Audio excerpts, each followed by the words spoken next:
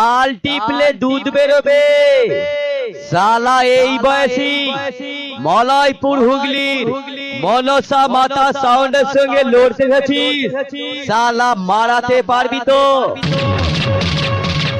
এই শালা মনসা মাতা সাউন্ডের সঙ্গে লড়তে গেলে তুই নয়, তোর বাবাকে নিয়ে আয়। বাপ বেটা দুটোকে একসঙ্গে পূর্ব